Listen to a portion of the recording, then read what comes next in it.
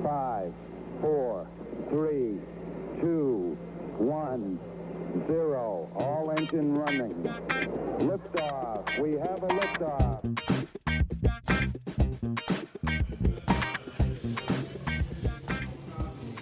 Hello and welcome to Truth, Beer, and Consequences. So this is the podcast where my co-host and I listen to all the Cincinnati-based craft beer stuff from the previous week. That is an apt description. And then we give our version of the truth of how those podcasts went, and hopefully there aren't too many consequences from the hosts of the other stuff.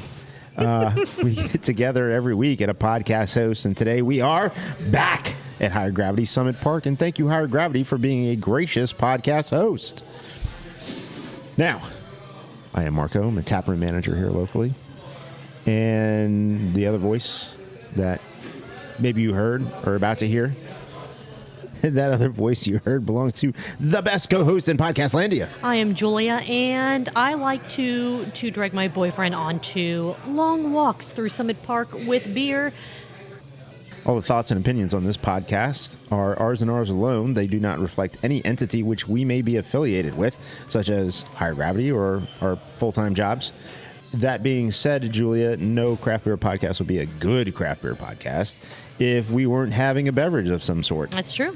Ladies first, what you drinking? I am drinking Liquid Harmony from Third Eye Brewing. It is an amber ale or amber lager, I guess, kind of, same, not the same. And it is absolutely delicious. I'm enjoying it a lot. How about you? What are you enjoying for, I think, the first time ever? It is the first time. I'm having Tiktaalik. I would say Tiktaalik. Tiktaalik. I could be wrong, though. But from Rheingeist. It's a cold double IPA. Excellent. And it's pretty tasty. And then we did see that the gnarly gnome has been distracted by a huge shiny thing. Yep. That is what looks like an Irish pub. So hopefully he's going to be enjoying himself. Yes. So we'll see if he lets us down tonight or not. Yeah. Either way, he's doing gnome things. It's fine. Go down in blaze of glory. He's gonna get banned from a third bar. Could be. We will find out, and when he does, we'll let you know all about it. Yes, we'll let you know all about it. Oh, my goodness. Before we get started into the podcast, I did want to give everyone a bit of a heads up. Our calendar episodes over the next couple weeks, you'll stop seeing them on this main feed. We are moving them to their own podcast feed, so if you want to know about all the calendar episodes, all the calendar events going on, Cincinnati beer-related events, follow Cincy Beer Events. It should be on every single podcast platform. If I miss something, let me know. But we figure the people that want to hear the calendar stuff may not be the same people that want to hear the podcast recaps and vice versa. So we're splitting them out, making them their own thing. So Cincy Beer Events, that is the new podcast feed to get all of your Cincinnati beer event news and information from. Other than that, it's going to be the exact same calendar episode that we put in and week out.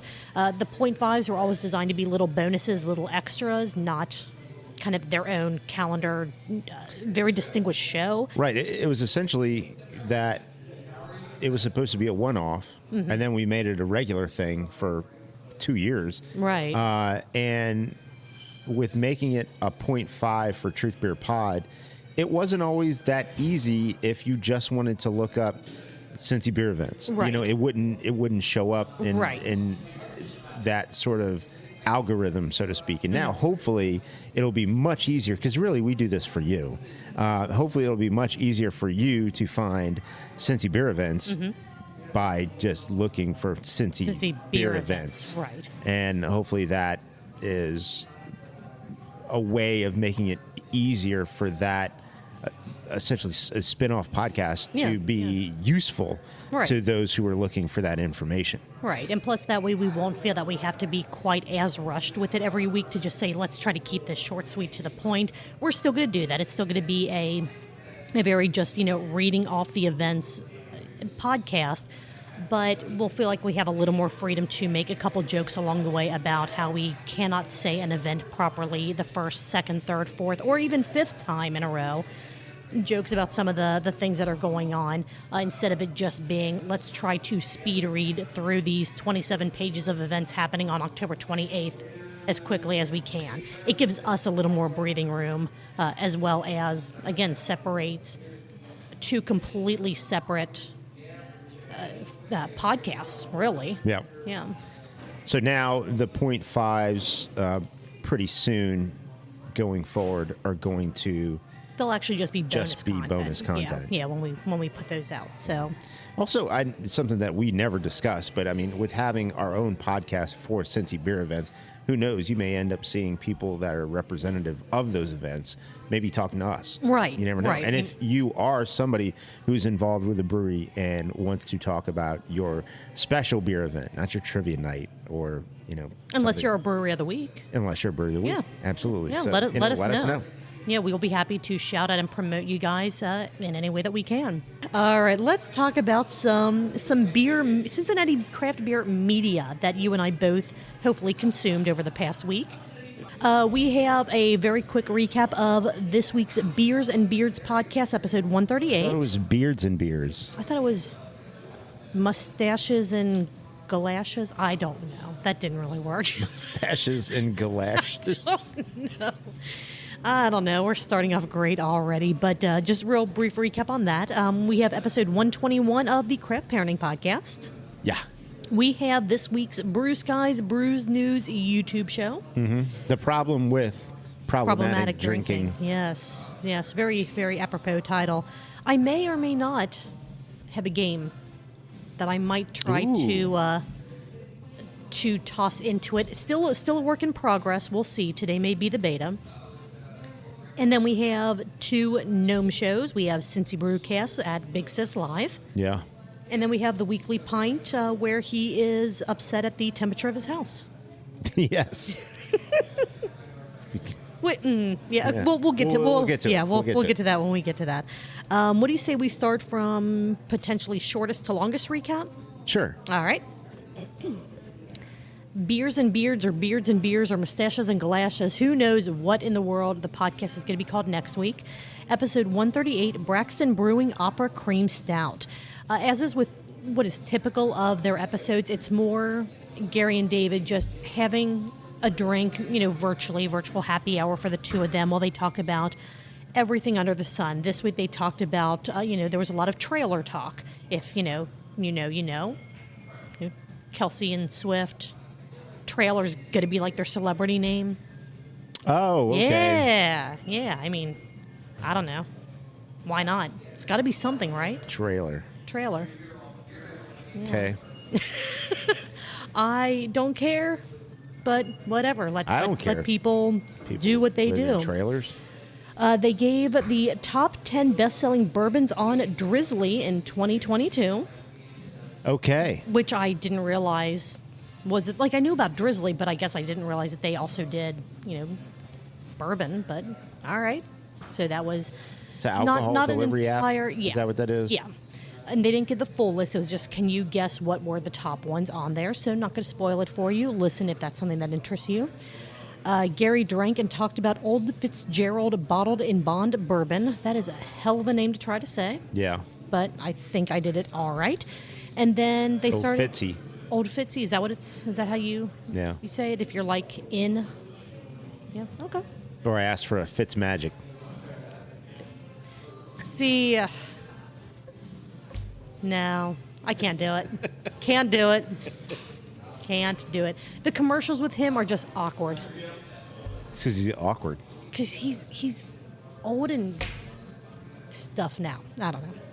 You're going to be doing that all night, aren't you? I don't know. So the talk about Braxton's Opera Cream Stout started at about the 29-minute, 30-second mark, and then went through... So you went in 30 minutes of that? Yes, there was 30 minutes of just them talking and having a good conversation before they got to beer, the Cincinnati beer that we're interested in. Listen. Yes. It's a collaboration beer. We've been over this before on the Weekly Pint. I say we. Gnome's discussed it before on the Weekly Pint. We've just talked about Gnome talking about it. It's a collaboration beer with the Bonbonnery. And apparently it pairs well with Cake's song Opera Singer. They do like to pair what they're drinking with a song that they feel embodies the beverage, the bourbon, the whiskey, the beer. This was a good one. Do you think producer Ben over there has any opera in his repertoire? I'm pretty sure he does. Yeah. He has to. He's an entertainer. Yeah. Yeah, he's got to know all the things. David was at Great American Beer Fest, so he talked a little bit about that, about the beer he drank, about what he tried to find. Went to GABF. Yeah, so that was pretty cool. Talked a bit about Kelly Montgomery and Third Eye and all the awards that they brought home, which is pretty spectacular.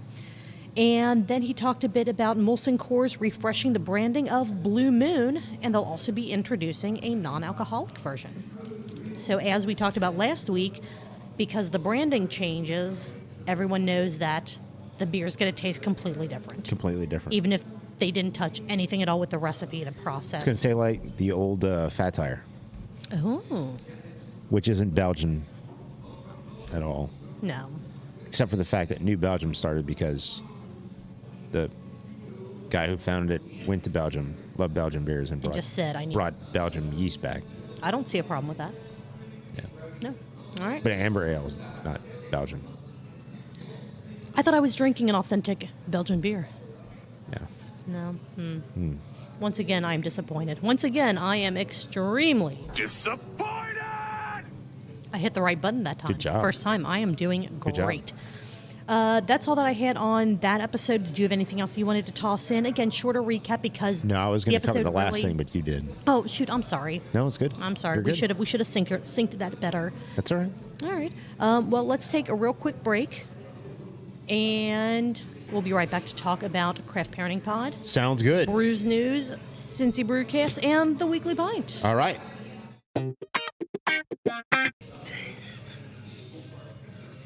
No one knows who's supposed to start talking now that we are back from that brief break. So let's just jump right on into it because we've already made this incredibly awkward. That's fine. Craft Parenting Pod? Yeah. All right, episode 121. It's fall, y'all, and mystery beers from the back of the fridge. You watched this episode. I listened to the episode. I did watch. We both got notifications. Yes, of absolutely. the fact that they were going live right in the middle of a Saturday. Which, I mean, as they do. Yeah, I mean, they do it when they're able to, when the kids are taking a nap and all that. Yeah. So that's perfectly fine. Yeah. I was actually up here at Summit Park at Brew Ash doing the beer run and then kind of hanging out for a bit after the fact. It was absolutely fantastic. I was in the middle of a busy work day. Let's see. So they drank. I'm going to kind of blend the two beers that they had together because there wasn't a ton of beer talk. It was more about the trials and tribulations of their refrigerator and what was going on there. So they were drinking two beers from Urban Harvest Brewing. They were leftover beers that I just didn't want to take home with me from when we were there for their 100th episode. Oh, my. Yeah. That was a bit ago.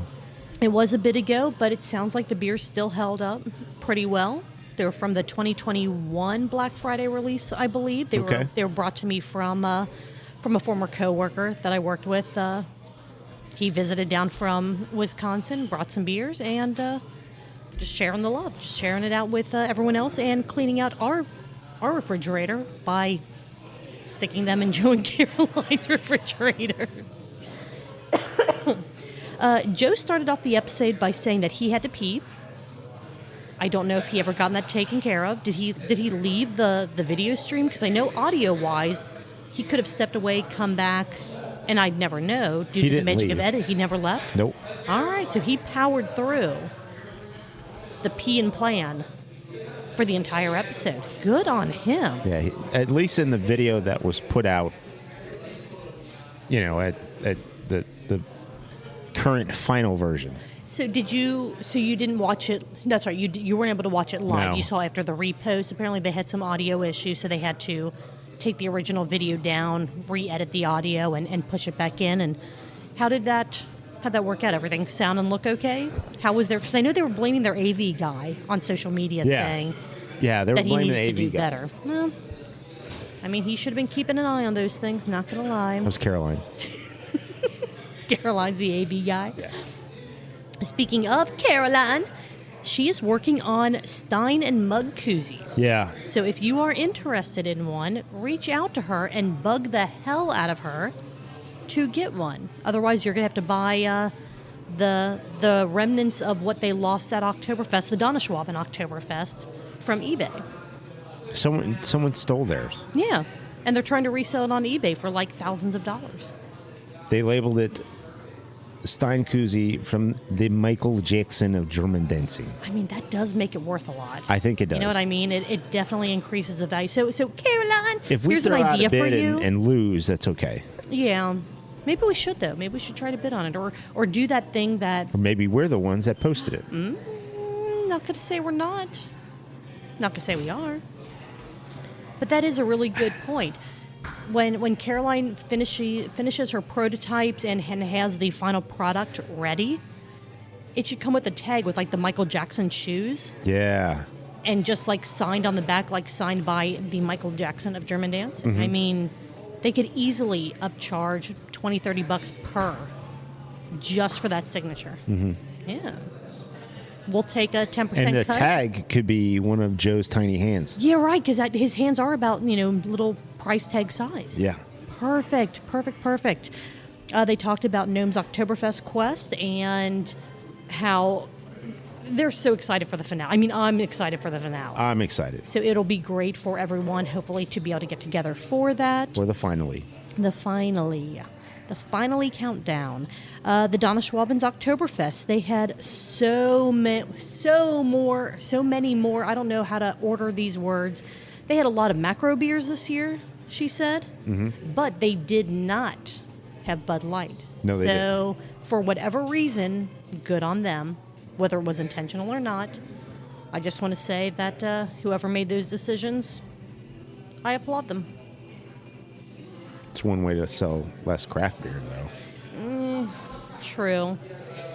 But here's my question on that. I know that it's all German beers, some macro beers, but are the German beers that they bring in for that considered craft, or are they just considered like macro imports? Like how does that work as far as, do you call it craft or macro? I don't know. Let's ask Joe. Joe, are Joe? you here? Yeah. No. I don't know. What? Is that all you got, Joe? Where did he come from? I don't know. Because I mean, for a guy with such tiny hands, he is a very tall gentleman. He is a tall guy. He's a very tall It's not guy. like he can hide. No, that's why I'm like, where in the world did he come from, and where did he come from? Where did he go? Where did he in come the from? world is Tiny Hand Joe. Tiny Hands Joe. Oh my goodness. I apologize for nothing.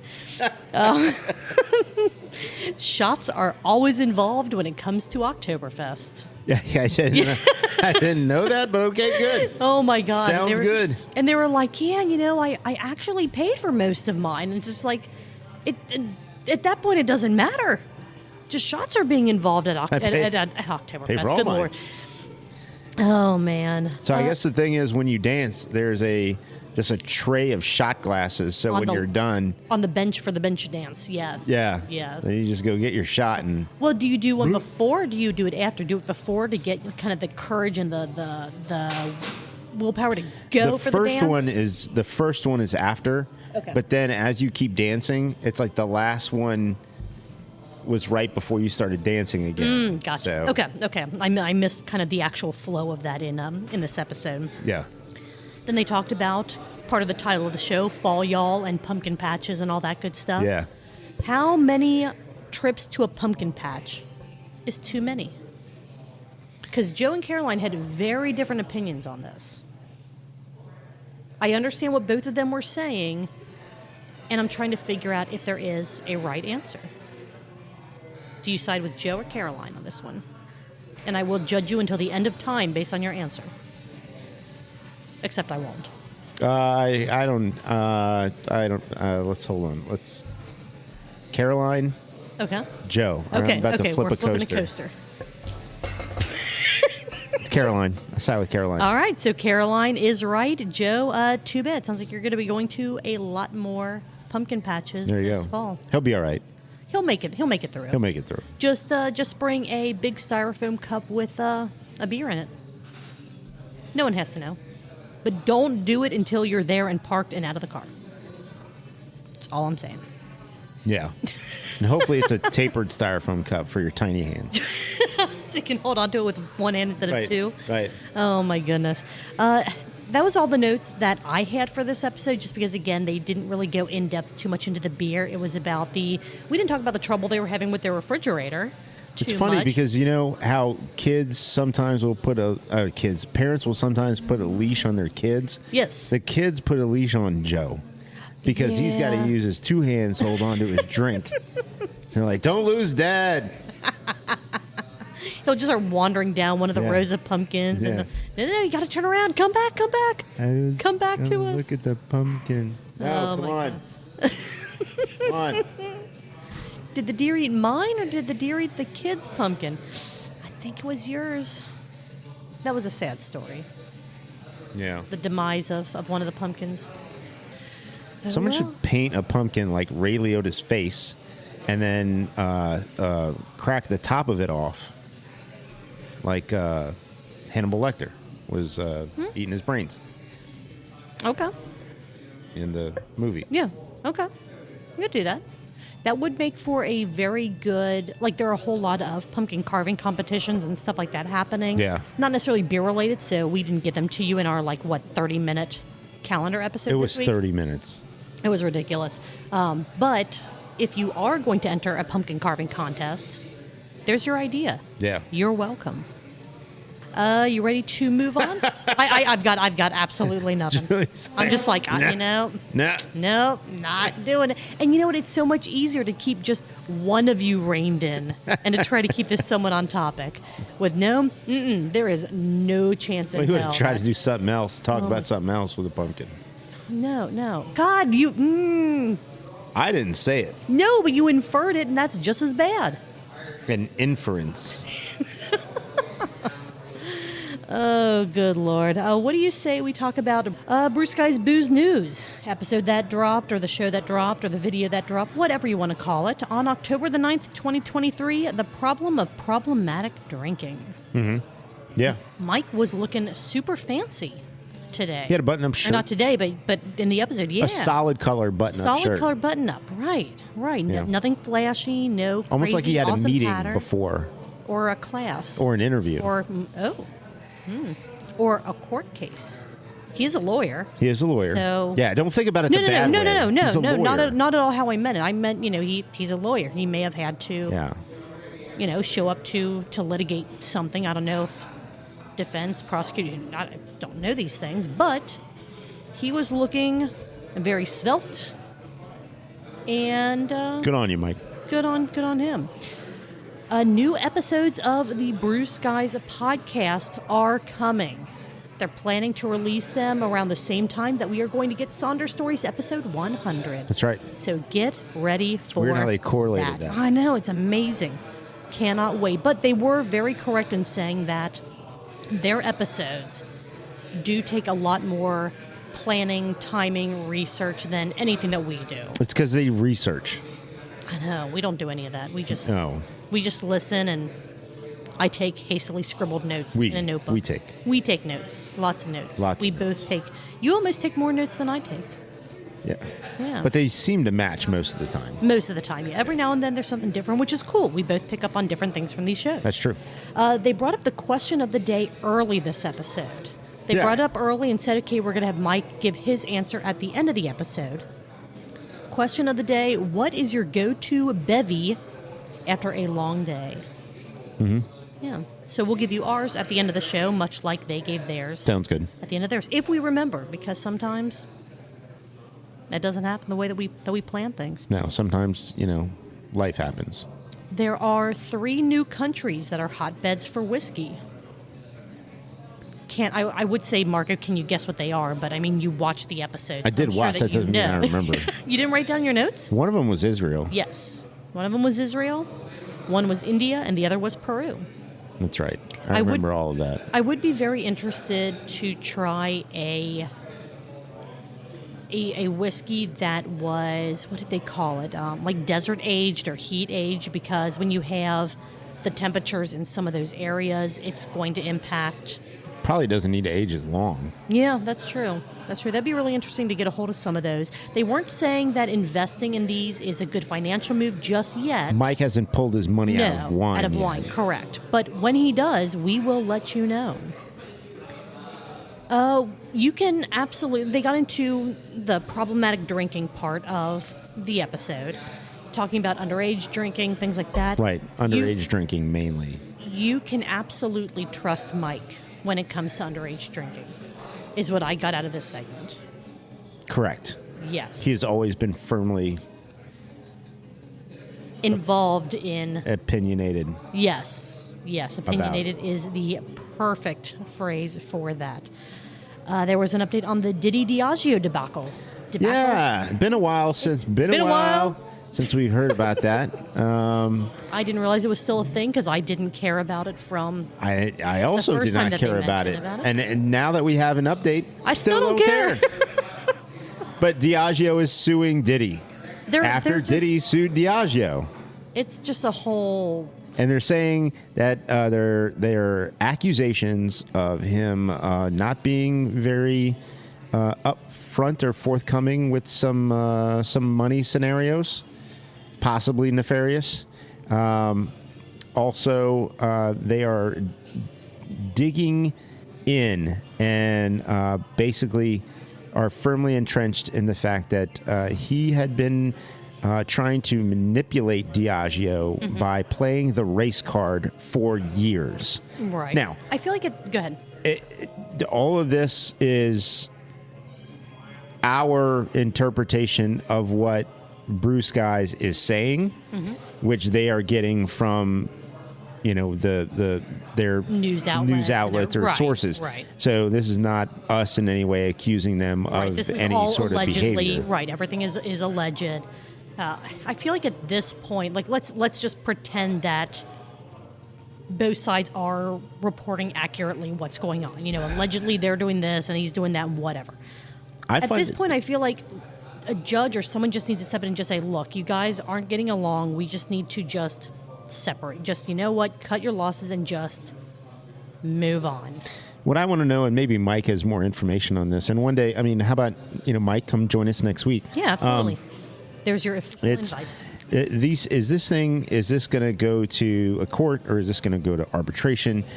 How is this going to end up being finalized? Obviously, this is going to end up with a settlement of some sort. Sure. This is not going to go to a trial, I would imagine.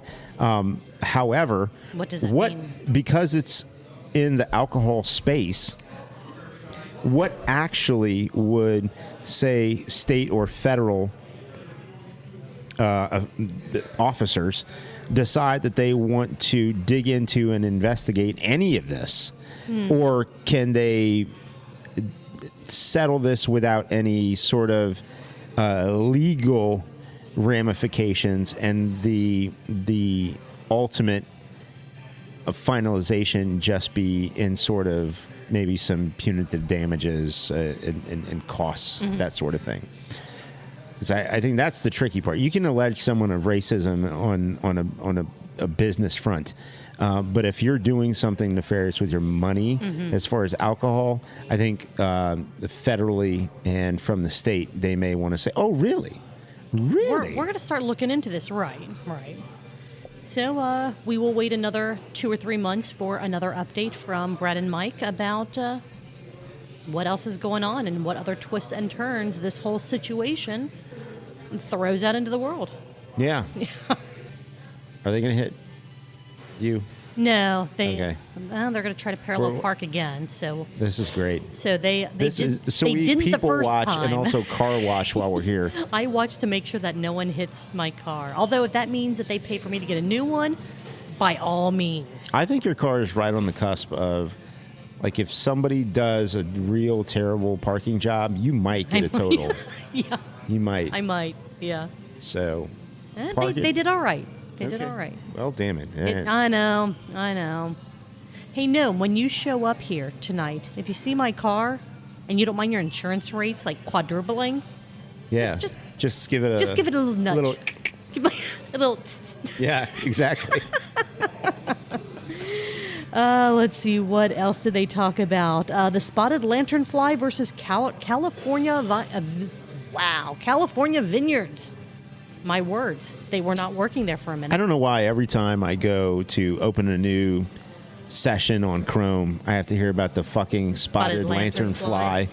Like, what am I going to do? If I see one, I'll kill it. Kill it, yeah. But I'm just a man.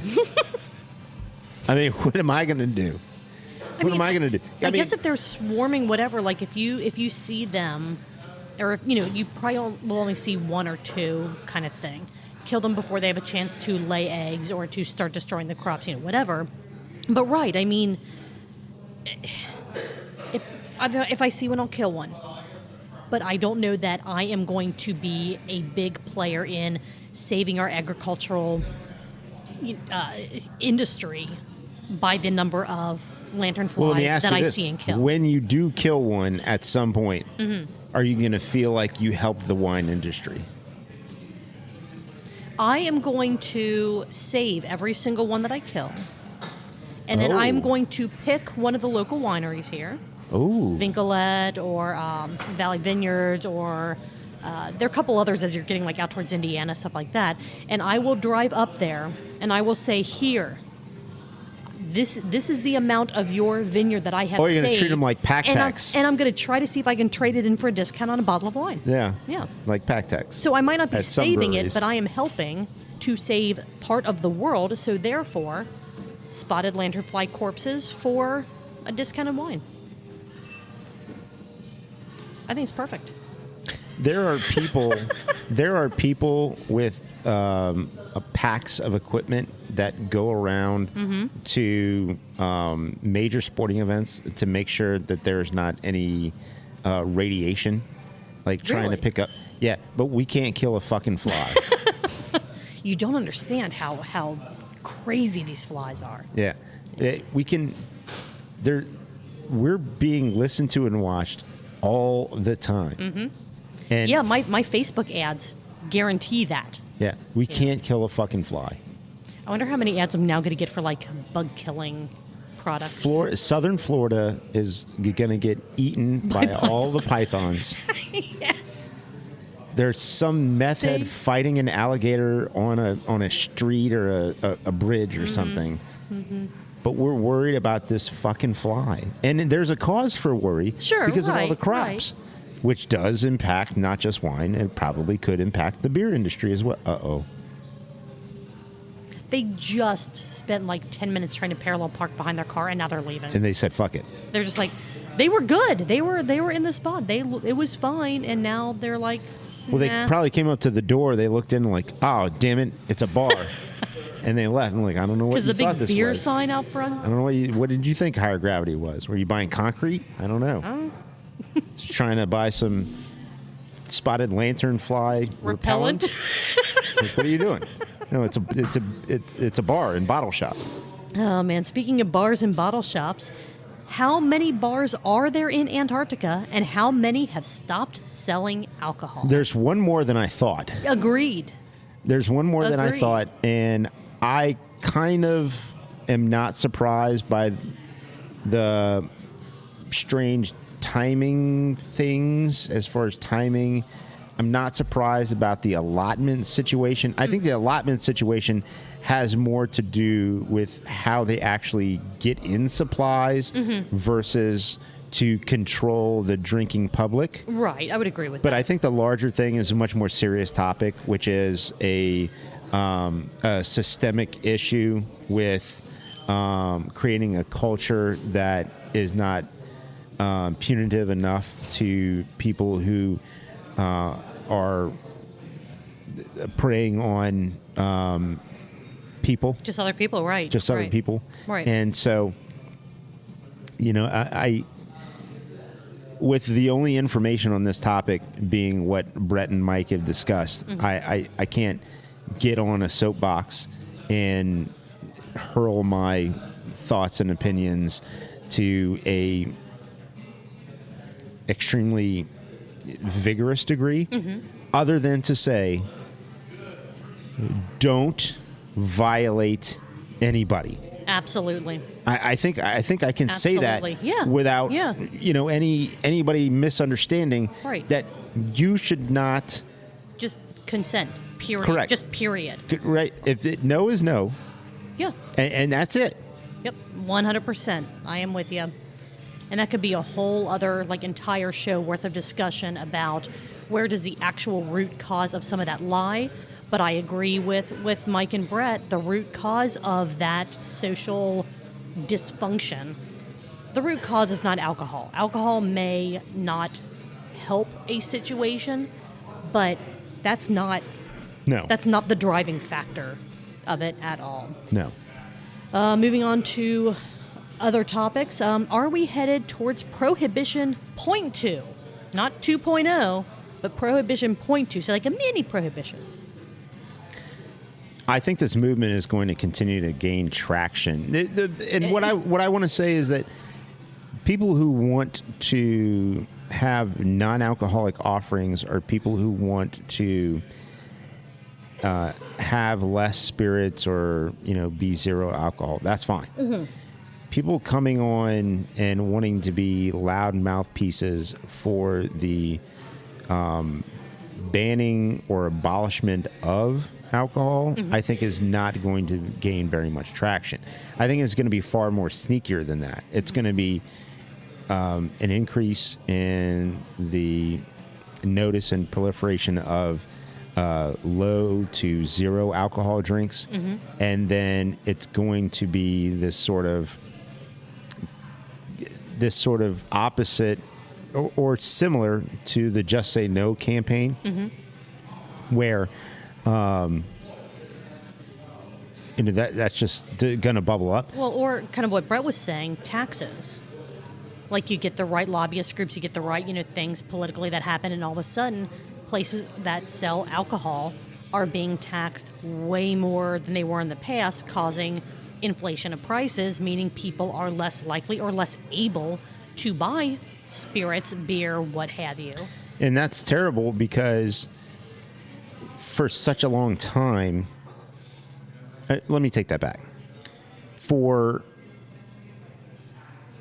the alcohol industry and the Craft Brewers Association and so many things, states are trying to work to be more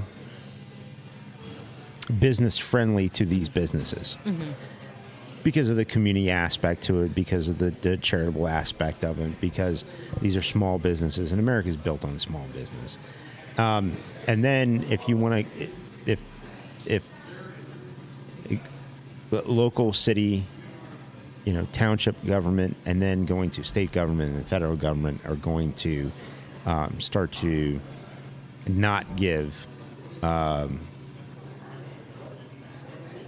deferrals or not give as many of these tax abatements and incentives and all these things to try and help these businesses out that try to run on a lean margin anyway.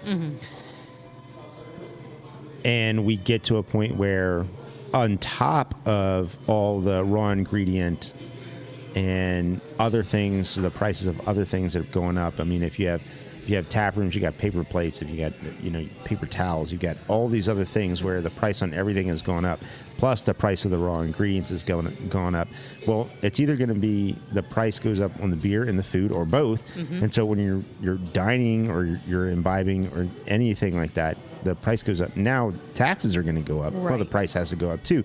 And so if you're going to make it to where essentially, to put it in different terms, if a pack of cigarettes is going to cost you $19, people are going to stop buying. Yeah. And so if a beer is going to price itself out of a casual luxury, then that's a really big problem. As I've said for many years on this podcast and other places, is like my family doesn't go to Hawaii on vacations. We don't go to.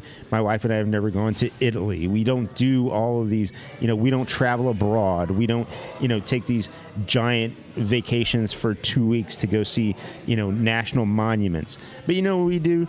Every now and then we'll go out to eat. And I like to have craft beer. Every now and then it's going to be a whiskey or a bourbon, or I have wine or whatever. Right. That's what we do in this time period where, my kids were growing up and now my kids were adults in their young adulthood. That's what we do to enjoy ourselves. Sure. To enjoy our time with right, ourselves. Right.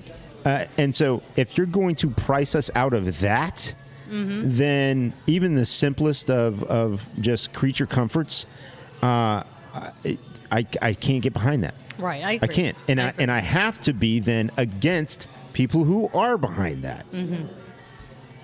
Yeah. No, I agree. Makes perfect sense. Let's see, non-alcoholic story of the week. America's most beloved restaurants, which raise the big question, is Starbucks a restaurant? Well, I think they're too big to... I think the cat's out of the bag on that one. Toothpaste is already out of the tube. I don't consider them a restaurant. No, I don't either. But they make sandwiches, as my family knows, because they eat a lot of Starbucks sandwiches. So Starbucks is number one, right? I think Chick-fil-A was 1 and Starbucks was 2. Okay. I think. Okay. Or maybe I have a problem with there's a Chick-fil-A, reverse. but- Yeah. Look, I don't mind if you believe in God. I don't mind if you're deeply devout in your beliefs. When you start believing that other people are wrong for not committing crimes and just the way they want to live and be happy, I have a problem with that. 100%. And I think also that to whatever God you pray to, they would have a problem with that. Yeah. So, but also hideous. Taco Bell. Hideous. I have never, ever, ever paid for Taco Bell for my children. And on you. if they have had Taco Bell, didn't we do this in one of our first 2 or 3 episodes? I think so. If they have had Taco Bell, I think the quote I use is, do you know why they haven't had Taco Bell, Julia? Because I love them. Yeah. That's it. I love my kids. I love my kids. Yeah. And That's fine. but some of these, Mike went to softball, which is Applebee's, and I knew it wasn't Applebee's. And you know why I know it wasn't Applebee's? Because it's too old of a reference. They have shrunk the number of Applebee's across the country. That's true. This is That's too true. old. Applebee's now is like the Bennigan's in the 90s. Like, it's going to go away. Oh my God, I forgot about Bennigan's. Yeah, It's going to go away. You're And it's right. going to be a restaurant. Like, Or Fuddruckers. Yeah, Fuddruckers. Yeah. It's going to go away. And he even mentioned Chi-Chi's. Yeah. Chi-Chi's. When I was young, we would go to Chi-Chi's. And Fried ice cream. there's also, I don't know, it was up here, up north, but down south there was Pancho's, which was a buffet Mexican restaurant. Buffet. Ponderosa. Do Ponderosas exist anymore? I don't know. They shouldn't. That you- But what was it called? The Western Sizzlin'. Or the Sizzler is what we used to call it. Yeah. Steak and ale. We had steak and ale, or at least I wasn't You didn't have aware a steak of and it. ale? I don't think so. But yeah, so many of these older ones end up going out of fashion, out of fad, and then just go away. They're trying really hard but with fast their food is margarita. always around here. Yeah. Applebee's is trying really hard with their fucking margarita special, which I cannot. I fucking hate that fucking commercial. Oh my God. I hate it.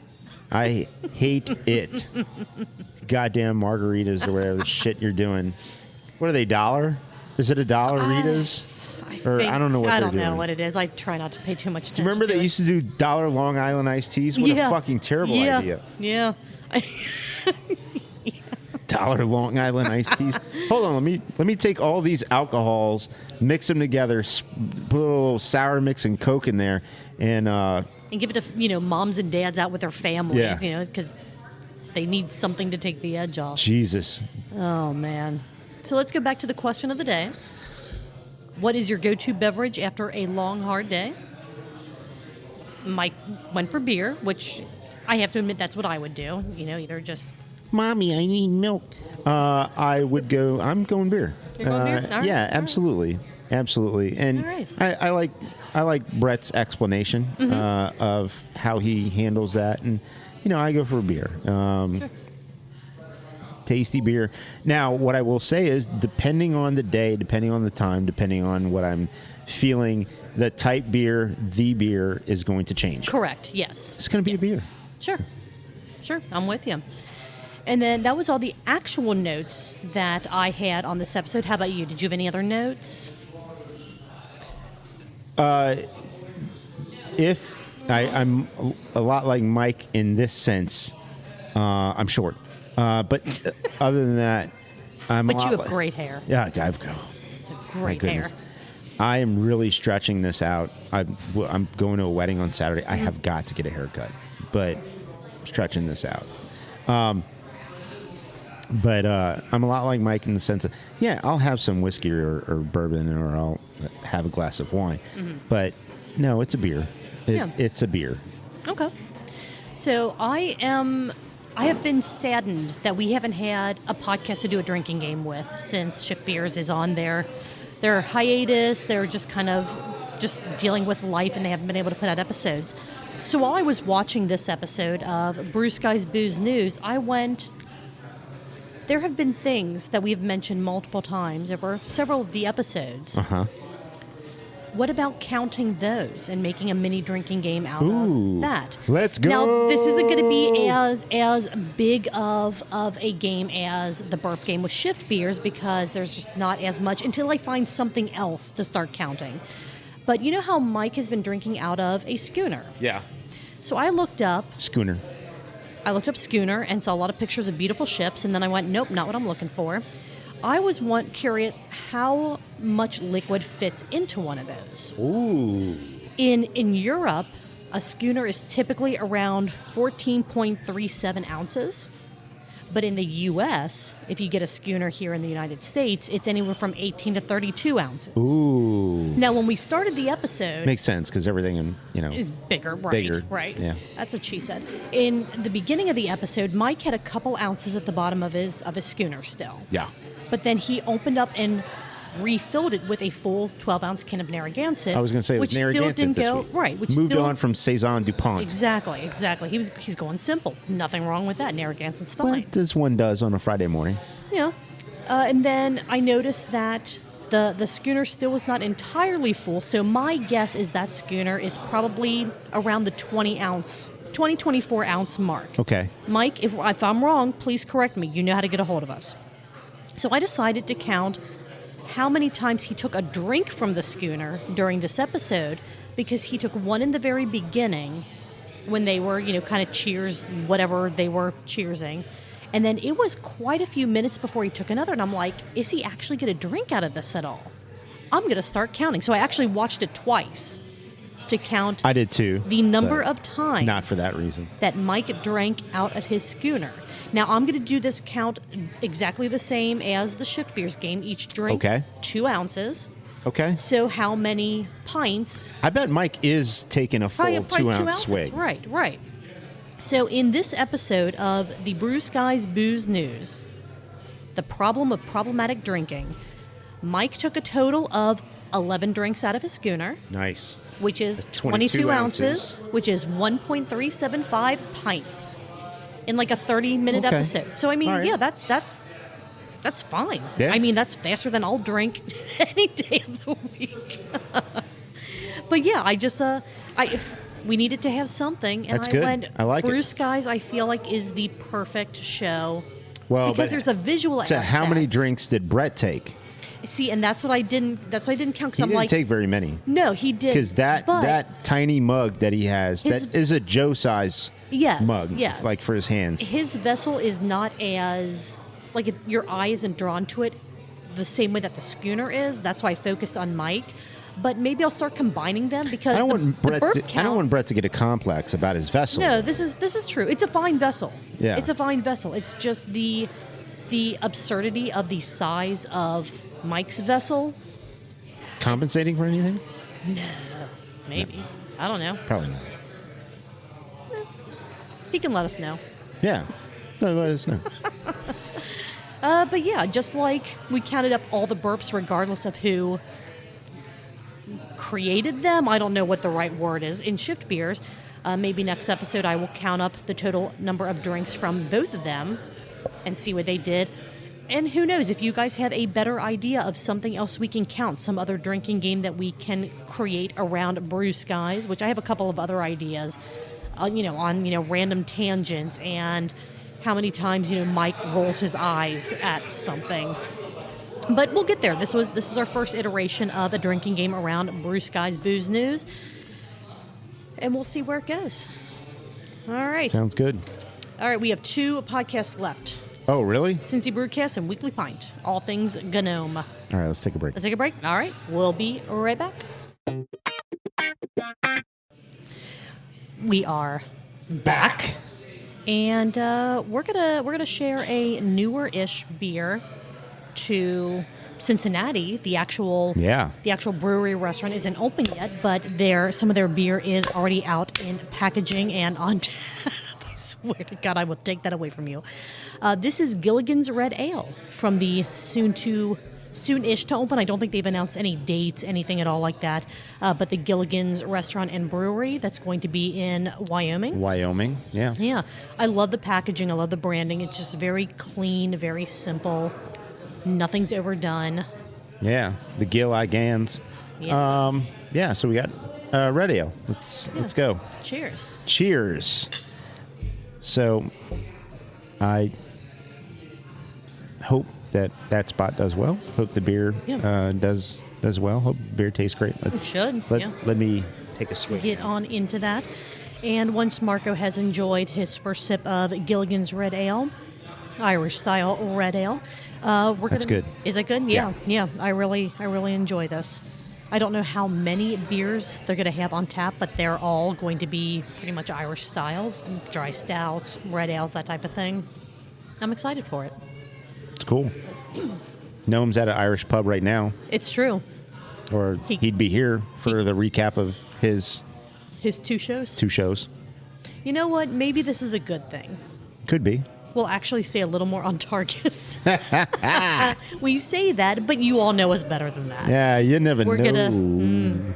All right, let's start with Cincy Brewcast, Season 9, Episode 14, Big Sis Live at Darkness Brewing. Darkness. We were both down there along with Joe and Caroline and a whole bunch of other people to celebrate. We were. This was Big Sis 8, right?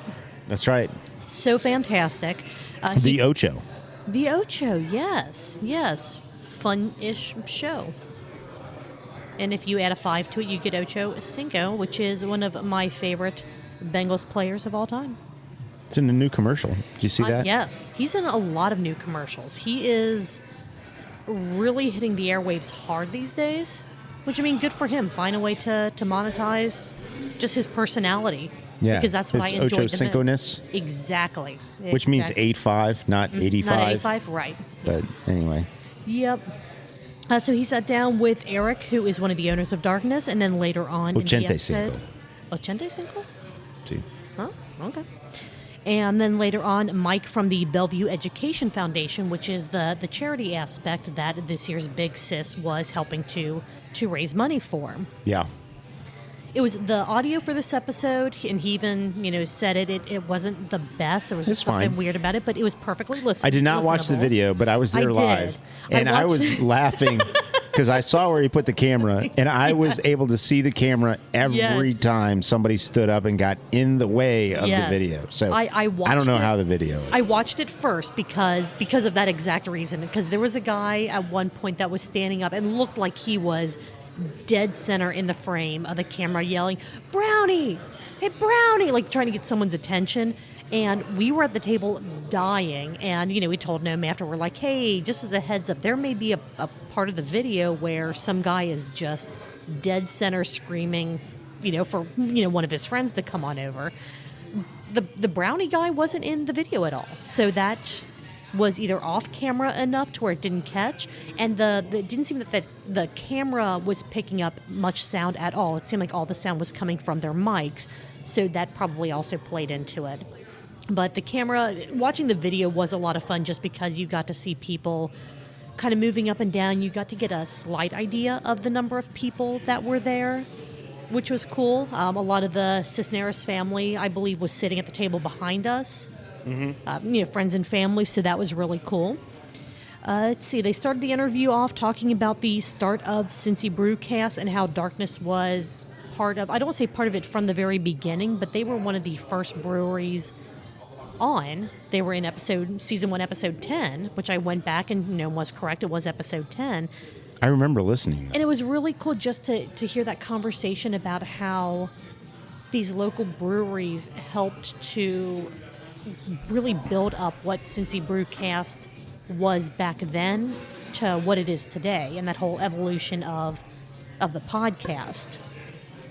They talked about why they decided to do an oat lager for this year's Big Sis, which brand new style. If you've never heard of it, get down to Darkness. They still had some Big Sis on tap when Josh and I were down there on Friday Angle? for Josh for the Blumpkin release. It was good. Okay. It was a good beer. Yeah, okay. So, all right. So, I mean, I'm going to go ahead and do it. Nope. Julia, did you get a Blumpkin? I got a black pumpkin ale, yes. Okay, very Yes. good. Did Josh get a Blumpkin? No, he did not. Okay. He did not, but both beers were very, very good. I'm glad that I finally made it down for that release. But jumping back into... You made it down for what? The black pumpkin ale release. Okay, very good. Yes. Why an oat lager for this year's Big Sis?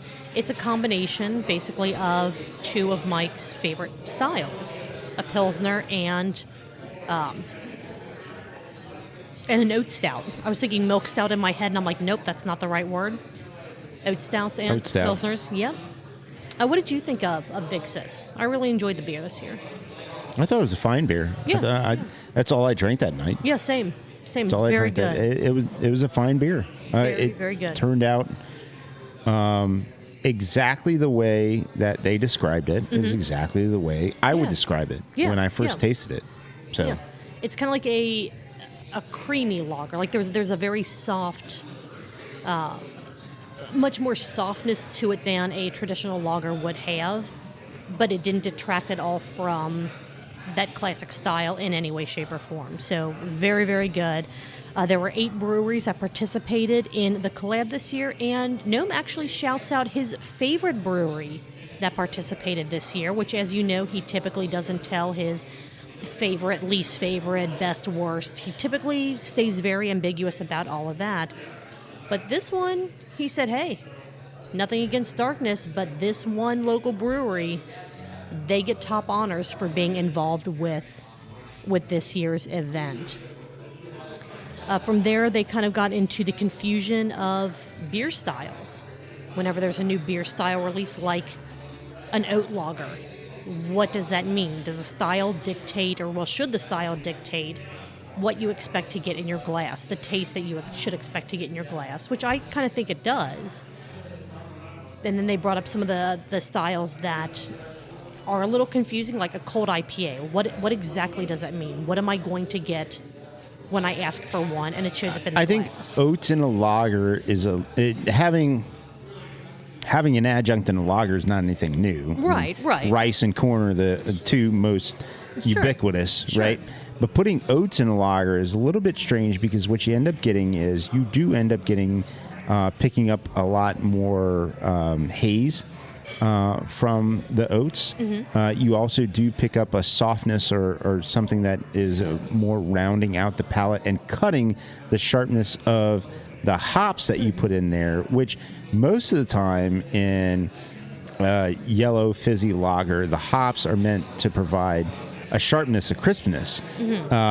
So if you're muting the sharpness and crispness with the oats, which are not lending to the body of the beer in the same way that, say, rice and corn do, I don't want to say it's opposite from rice and corn, but it's definitely not contributing the same way that rice and corn do. So it is different. Sure, but I think that for what they were speaking of in their conversation, when you see something on a tap list that says an oat lager and you order that beer, that beer tastes and looks like what you expect based off of the style name. Where there are other style names like the double IPA barley wine, where you're going, I have no idea what the hell I'm going to get when I order this. Like, because there's no clear either guideline on the style or it's a new enough style. My initial thought was, well, what the hell is that? And then my next thought after that was, I'd rather more description than less. Sure. Especially from a guy who looks at beers and I have no idea whether they have lactose in them or not. Right. And I'm talking about even from IPAs. I can't even trust that an IPA doesn't have lactose in it. Absolutely right. Because now the whole world's been flipped upside down to where anything hazy is an IPA and anything hoppy is an IPA. So I can't trust that it's a West Coast IPA or American style IPA unless it says American style. Well, if it just says IPA, then I'm pouring a glass of, Haze Boy, and I didn't want a Haze Boy. Right. And the reason why I don't want a Haze Boy is just not my style, but also I don't know whether you put fucking lactose in it. Right. It's your fault. This is your fault, breweries, not you, Julia. Your fault. He's pointing at me, and I'm breweries. just like, I didn't do anything. Very, very true. It's not that hard. Just put it on the fucking label. Yeah. I'm okay. I'll skip it. Yeah. I'll skip. Just put it on the goddamn label. Plenty of other people will be very happy to order it. If you don't want to put it on the label, put it in the description. Yes.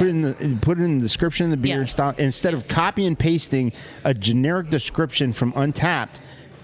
Put that it has lactose in it. Yeah. Stop being lazy. List your allergens. Just period. Yeah. Stop being lazy. Moving kind of back into the episode, I really liked hearing both of them talk about the Brewcast being kind of an archive of not just craft beer in Cincinnati, but the craft beer community in Cincinnati.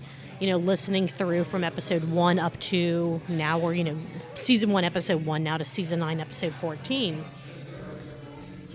You can just listen to the entire evolution of what Cincinnati beer was and is becoming, and kind of even a little peek into what it can be in the future, depending on what else opens, closes, what new, styles, innovations, that type of thing hit the Cincinnati area.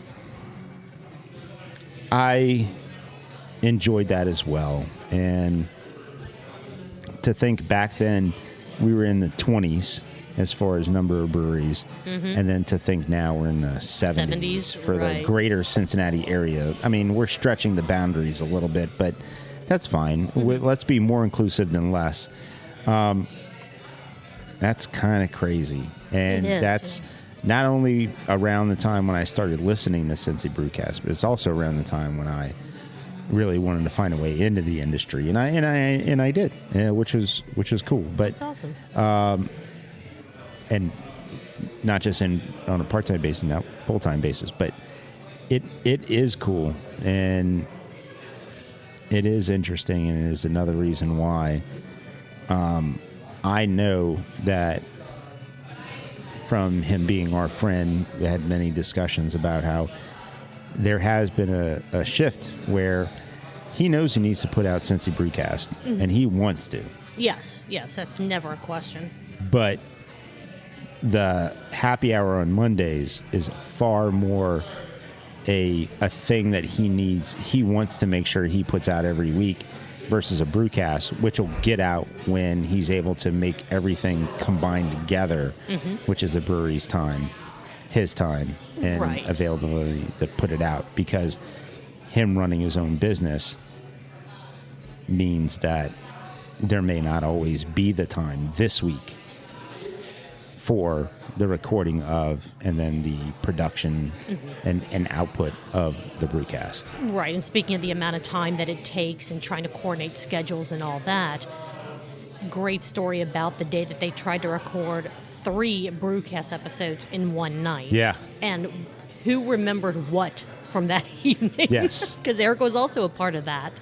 And, I mean, like, I'm trying to think of, our shows aren't something that...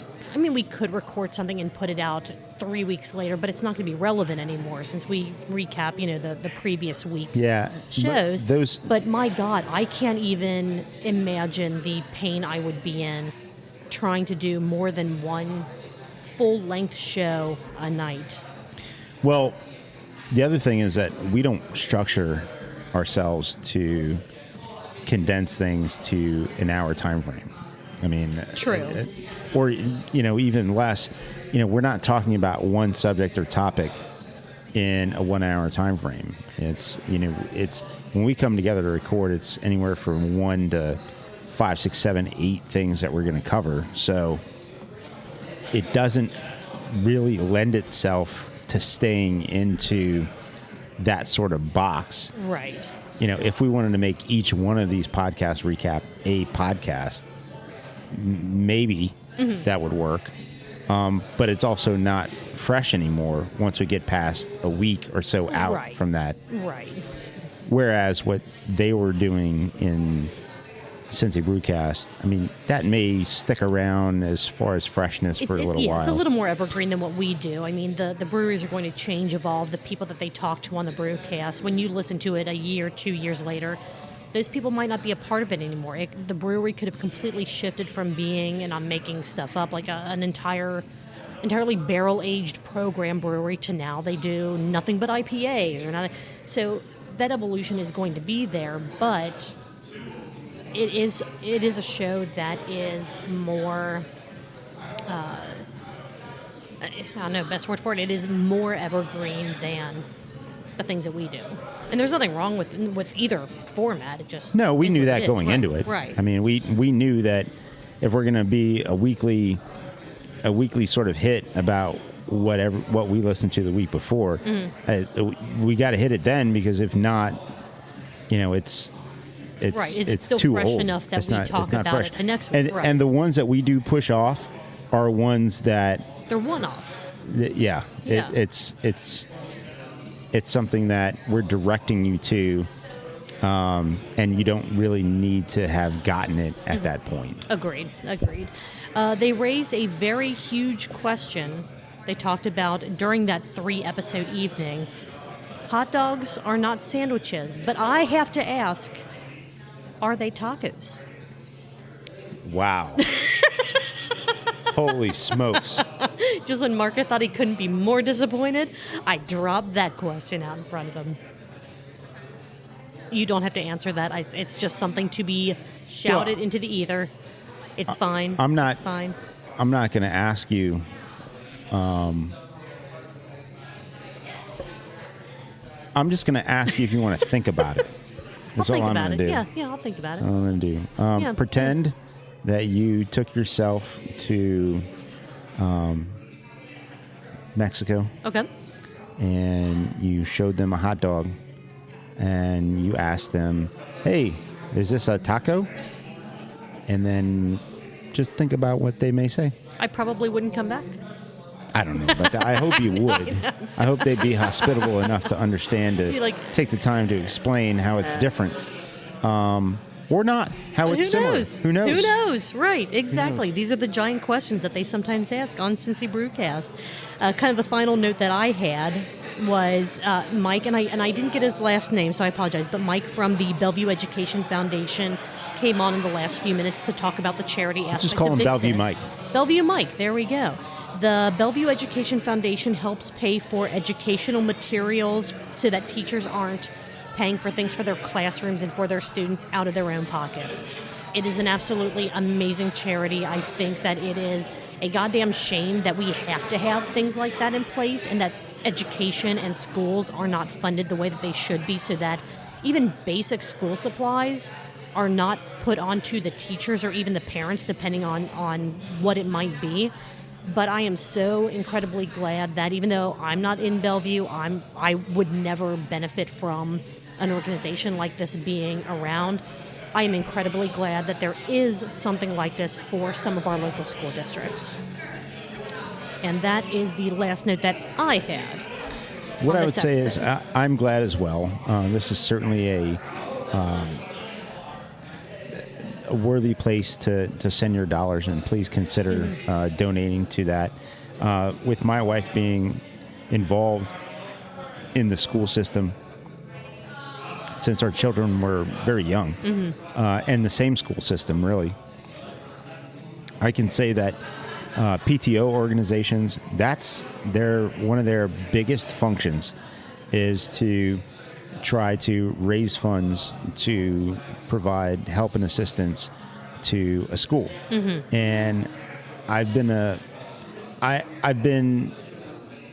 at home watching TV, probably having a drink, while my wife was as co-president of the PTO, going through things and looking at requests from teachers, and then, hearing about requests and things of that nature. And it's just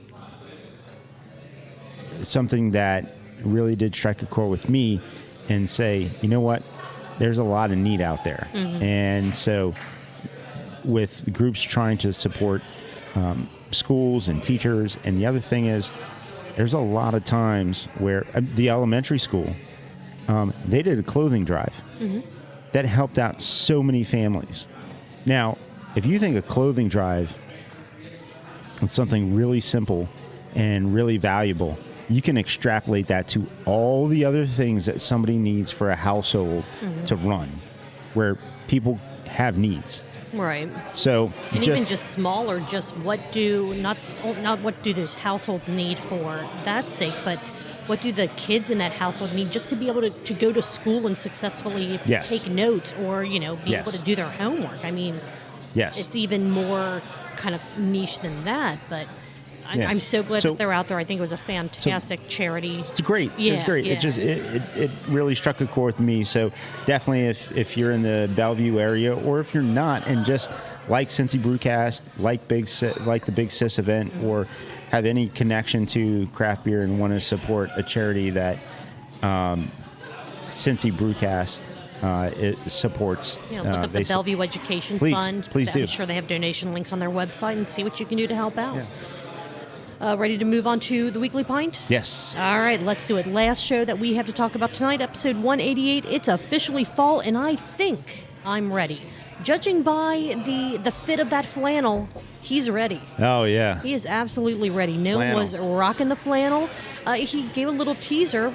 Be on the lookout for a Gnome flannel collection coming out soon. Sounds great. Once he gets his online shop back up and running. He should also have a section that gets you artificial brewer beards. True. So for anybody who is a clean-shaven fellow but wants to go out in a flannel and look like a brewer. Like a brewer. Yes. Yeah. You know what I'm talking about. Absolutely. Yeah. I don't know how many times I think, like my Josh. Yeah. He's mistaken for a brewer all the time. I'm like, if only I had a beard, I might be able to be mistaken for a brewer, too. It's very possible. It's possible. There are two things that we found that Gnome never does. He never edits things out, and he always puts links in show notes. Yeah, one of those is true, yeah. Yeah.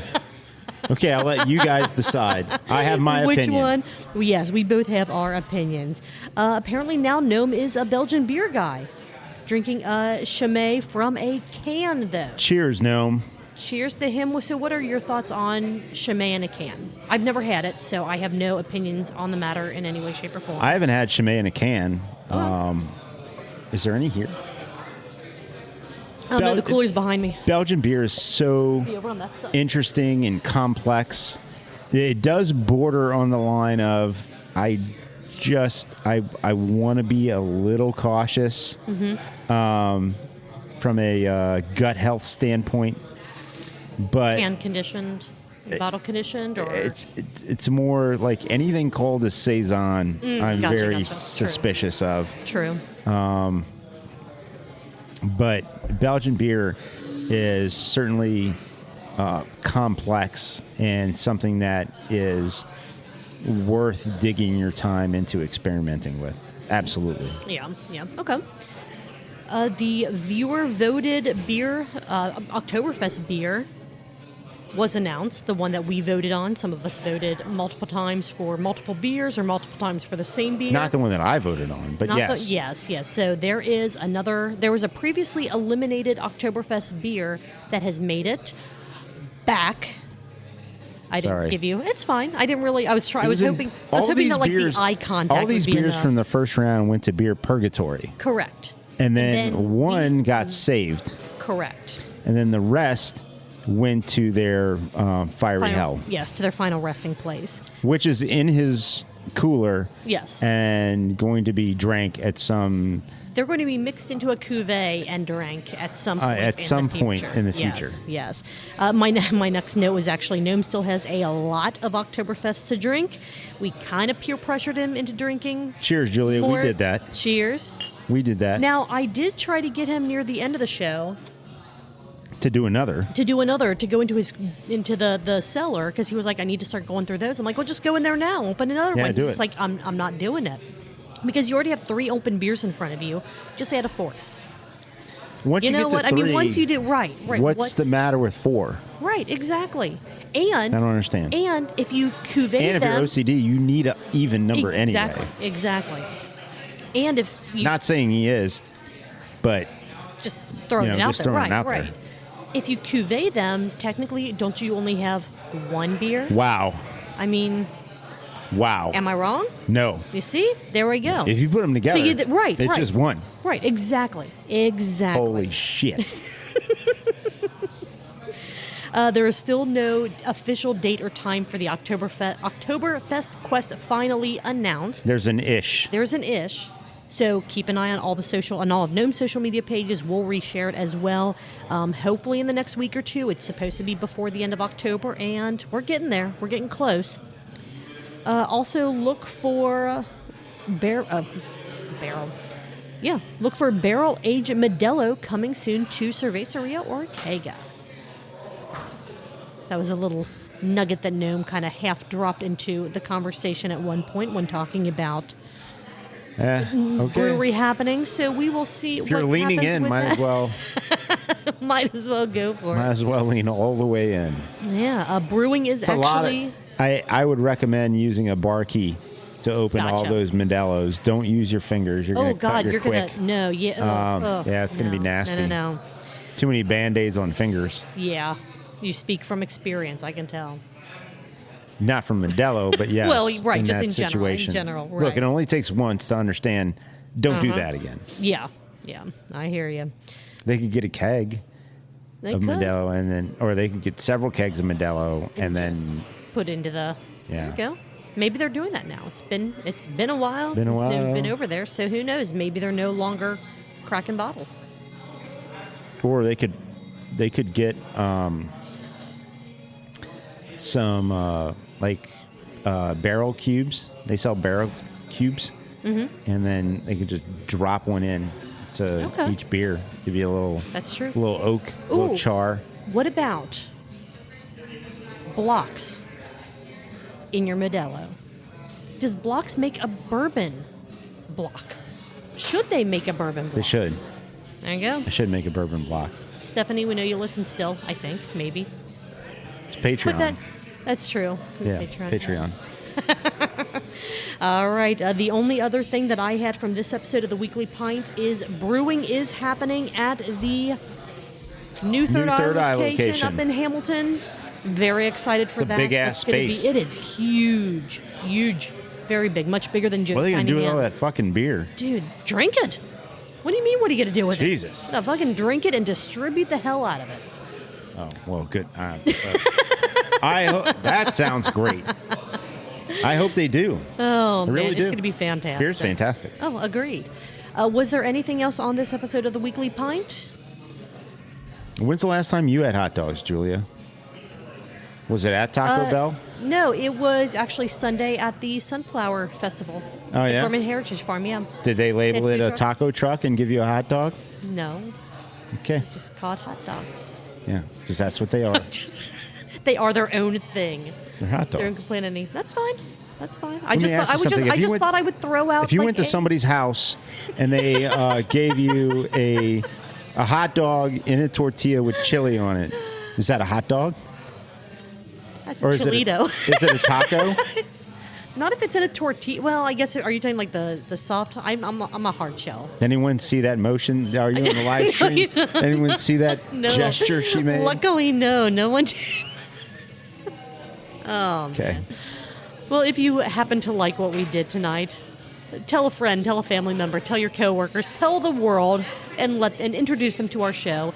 If you want to know about the big beer events happening in and around the Cincinnati area, follow our other podcast, Cincy Beer Events. It should be available everywhere, and it's 100% about the beer events happening in and around the greater Cincinnati area. Listen. If you want to, yes. Yes, no, listen, everyone. Listen, Linda. Listen. Linda, listen. Everyone, go and follow or subscribe or whatever the stuff it is to Cincy Beer Events.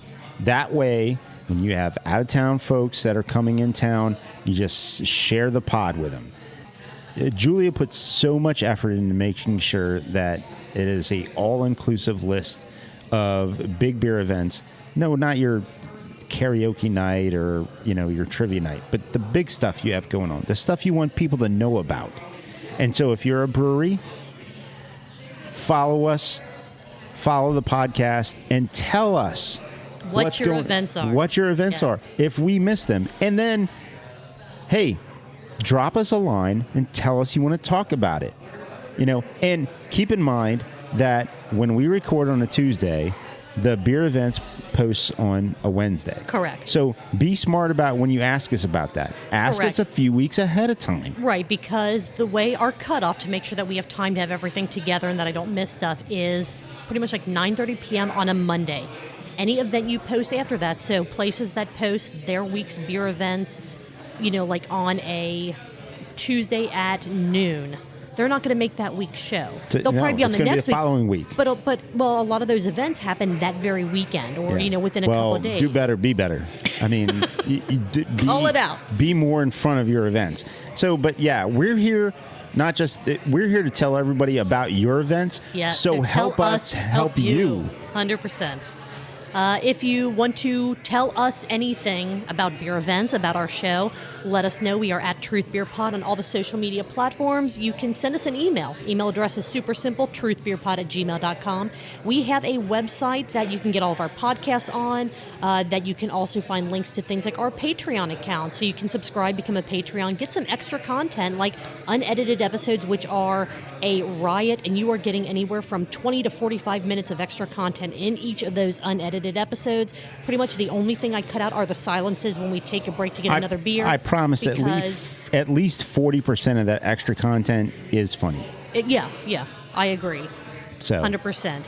And the only reason I cut out 100% of the 40%. 100% of the 40%. There you go. Yeah. Only reason I cut out the silences for new beers is no one wants to sit there hearing nothing but dead air for like anywhere from 5 minutes to 30 minutes, depending on what we get distracted with. Unless you're present. And if you want to be on Truth Beer Pod, show up on a Tuesday. Show up on a Tuesday. Or reach out to us and we'll send us something. a message. That way we can schedule some of this stuff. Yeah, we'd love to have you.